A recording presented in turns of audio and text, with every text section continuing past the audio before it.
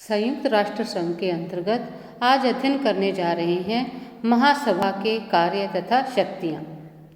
इससे पहले के लेक्चर में मैंने आपको महासभा के संगठन के बारे में विस्तार से बताया था और आज हम उसके कार्य तथा शक्तियों के बारे में चर्चा करने जा रहे हैं। महासभा विश्व की ऐसी सार्वजनिक सभा है जहाँ सदस्य राज्यों के प्रतिनिधि विश्व की समस्याओं पर बातचीत करते हैं, विचार विमर्श करते हैं, उनका अध्ययन करते हैं, रिपोर्ट करते हैं, मत प्रकट करते हैं और सिफारिशें करते हैं। महासभा के बारे में कहा जाता है कि महासभा मंच है, शक्ति नहीं। यह व्यवस्थापिका के निकट है पर व्यवस्थापिका नहीं है। इसके प्रस्ताव निष्कर्ष है पर निर्णय नहीं है। यह सिफारिशें कर सकती हैं लेकिन कानून का निर्माण नहीं कर सकती, अर्थात इसके प्रस्तावों में बाध्यकारिता नहीं होती। तो वास्तव में महासभा के क्या अधिकार, कार्य और शक्तियां हैं, उन्हीं के बारे में आज हम अध्ययन करने जा रहे हैं। यद्यपि महासभा के बारे में कहा जाता है कि यह सिफारिशें कर सकती है, विचार विमर्श कर सकती है और इसके जो निर्णय हैं वो बाध्यकारी नहीं है, लेकिन फिर भी हम कह सकते हैं कि महासभा की एक महत्वपूर्ण शक्ति है और वो शक्ति है विचार विमर्शात्मक शक्ति। विचार विमर्शात्मक शक्ति क्या है? इससे अभिप्राय है कि महासभा संयुक्त राष्ट्र संघ के चार्टर में आने वाले किसी भी प्रश्न या विषय पर विचार विमर्श कर सकती है, पर साथ ही यह स्पष्ट लिखा हुआ है कि जो महासभा अनुच्छेद 12 द्वारा लगाई गई सीमाओं को छोड़कर किसी ऐसे प्रश्न या विषय पर संयुक्त राष्ट्र संघ के सदस्यों या सुरक्षा परिषद को या दोनों को सिफारिशें कर सकती है, अर्थात अनुच्छेद 12 को छोड़कर वो अन्य किसी भी विषय पर विचार विमर्श कर सकती है।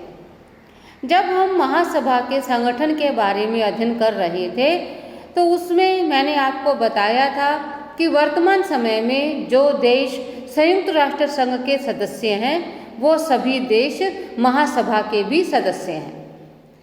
अब क्योंकि वर्ष में एक बार इनका अधिवेशन होता है महासभा का, तो उस अधिवेशन में सभी जो सदस्य देश हैं वो किसी भी समस्या, किसी भी मुद्दे पर विचार विमर्श कर सकते हैं। महासभा को यह अधिकार है कि वह संयुक्त राष्ट्र संघ के क्षेत्र में आने वाले किसी भी विषय, किसी भी समस्या पर विचार विमर्श कर सकती है, केवल अनुच्छेद 12 को छोड़कर।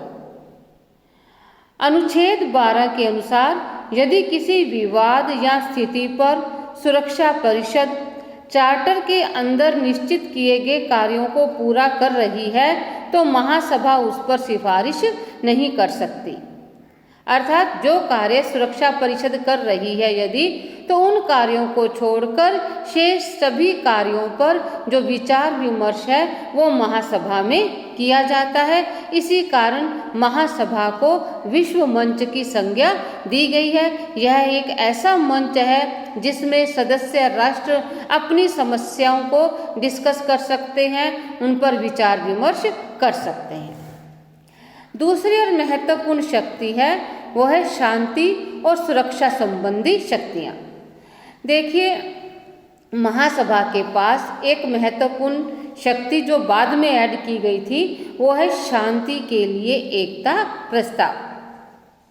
शांति के लिए एकता प्रस्ताव के अनुसार शांति को खतरा, शांति भंग या आक्रमण की विभीषिका के संबंध में स्थायी सदस्यों के एक मत न होने के कारण यदि सुरक्षा परिषद कार्य संचालन में असफल रहे तो महासभा तुरंत उस पर विचार कर सकती है और सामूहिक कदम उठाने के लिए उचित सिफारिशें कर सकती है तथा शांति भंग एवं आक्रमण होने की अवस्था में शक्ति के प्रयोग की सिफारिश कर सकती है ताकि अंतर्राष्ट्रीय शांति और सुरक्षा बनी रहे। ये क्या है शांति के लिए एकता प्रस्ताव? यह उन दिनों की बात है जब सोवियत संघ के द्वारा संयुक्त राष्ट्र संघ के कार्यों में बाधा पहुंचाई जा रही थी। यह 1950 की बात है। तब संयुक्त राष्ट्र संघ द्वारा महासभा को यह अधिकार दे दिया गया था, किस रूप में? शांति के लिए एकता प्रस्ताव के रूप में।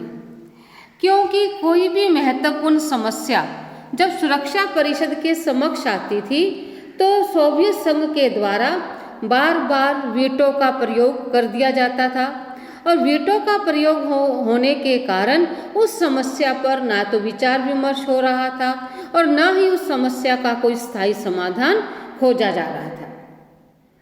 तो इस वीटो के पावर के कारण सुरक्षा परिषद के कार्यों में बाधा पहुंच रही थी। तो उसका एक समाधान ढूंढा गया और महासभा को शांति के लिए एकता प्रस्ताव महासभा के लिए पास किया गया। और यह शांति के लिए एकता प्रस्ताव तब लागू होगा जब सुरक्षा परिषद किसी गंभीर समस्या पर कोई निर्णय लेने में असफल रह जाती है, वीटो या निषेधात्मक शक्ति के कारण। तो अब महासभा को अधिकार है कि जब उसे ऐसा प्रतीत हो कि विश्व में शांति को खतरा है या शांति भंग या आक्रमण होने की स्थिति है, और जो 5 स्थायी मेंबर हैं सुरक्षा परिषद के, उनमें आपस में एकमत नहीं है, बार बार वीटो का प्रयोग किया जा रहा है, तो महासभा सामूहिक कदम उठाने के लिए उचित सिफारिशें भी कर सकती है, और शांति भंग होने की स्थिति में या आक्रमण होने की स्थिति में वो शक्तियों का प्रयोग कर सकती है। तो शांति के लिए एकता प्रस्ताव के द्वारा महासभा की शक्तियां बहुत अधिक बढ़ गई हैं, उसका महत्व और ज़्यादा हो गया है। इसी तरह तीसरी और महत्वपूर्ण शक्ति आती है अंतर्राष्ट्रीय सहयोग के विकास से संबंधित शक्तियाँ।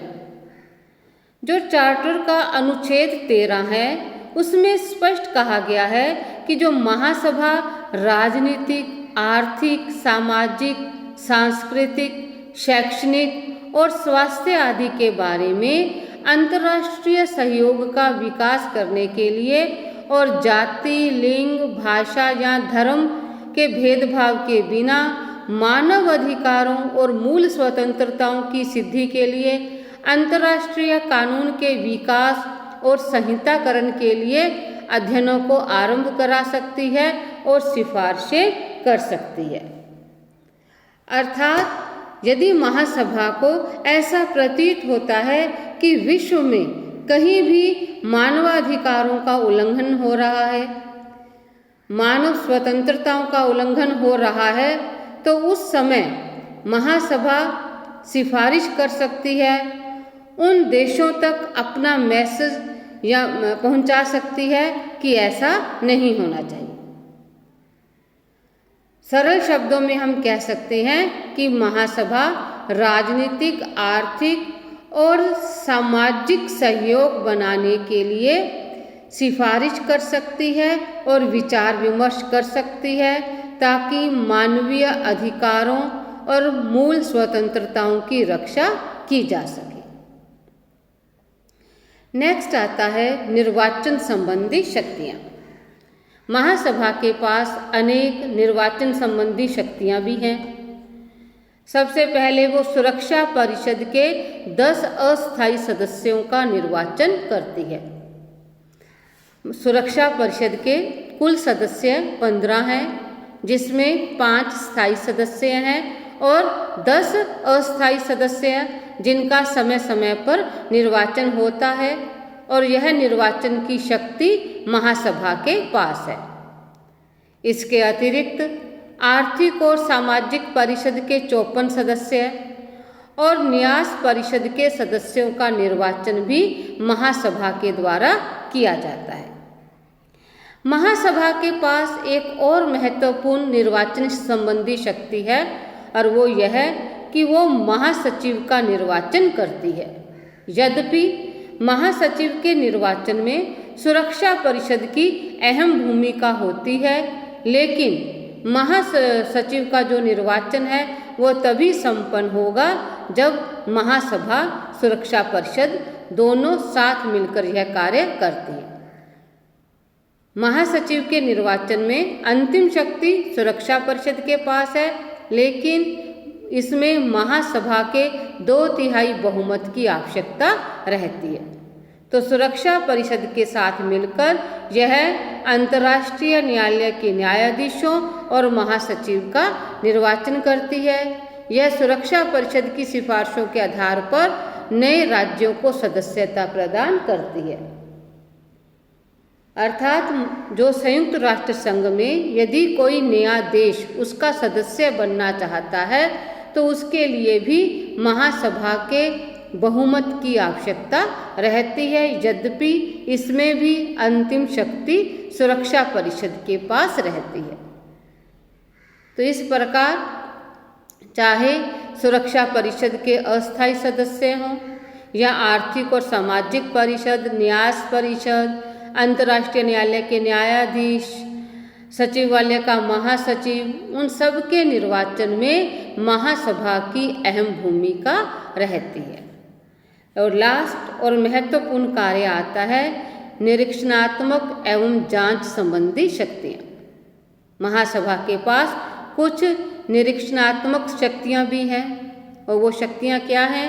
वह सुरक्षा परिषद एवं संयुक्त राष्ट्र संघ के अन्य अंगों से वार्षिक एवं विशिष्ट प्रतिवेदन प्राप्त करती है, जिन पर विचार विमर्श भी किया जाता है। संयुक्त राष्ट्र संघ के खर्चों में यह सदस्य के हिस्से या अंशों को निश्चित करती है। इस तरह कह सकते हैं कि संयुक्त राष्ट्र संघ के पर्स पर महासभा का नियंत्रण रहता है। तो इस तरह हम कह सकते हैं कि जो संयुक्त राष्ट्र संघ का अंग है महासभा, वह एक महत्वपूर्ण अंग है। चार्टर के निर्माताओं ने महासभा को एक विचार विमर्श एवं सिफारिश करने वाली निकाय बनाया था।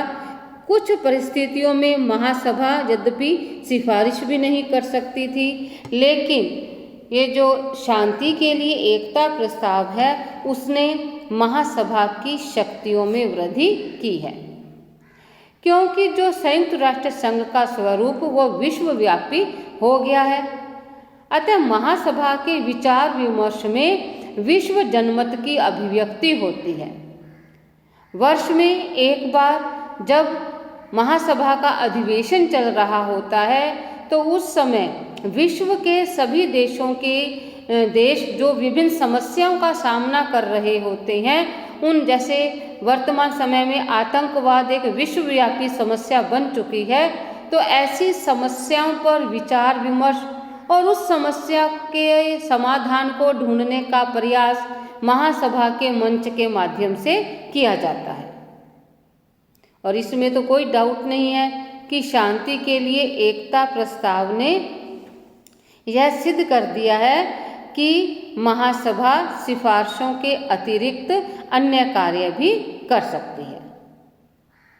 महासभा ने निरीक्षण आयोग और संयुक्त राष्ट्र आपात सेना की स्थापना की है।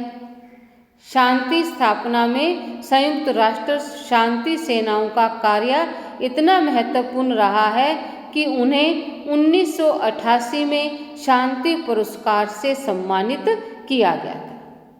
तो इस तरह हम कह सकते हैं कि यद्यपि संयुक्त राष्ट्र संघ के विभिन्न अंगों में सुरक्षा परिषद सबसे शक्तिशाली अंग है, लेकिन अपने कार्यों, अपनी प्रकृति के और अपने संगठन के आधार पर महासभा भी संयुक्त राष्ट्र संघ में महत्वपूर्ण कार्यों को संपादित करती है। धन्यवाद।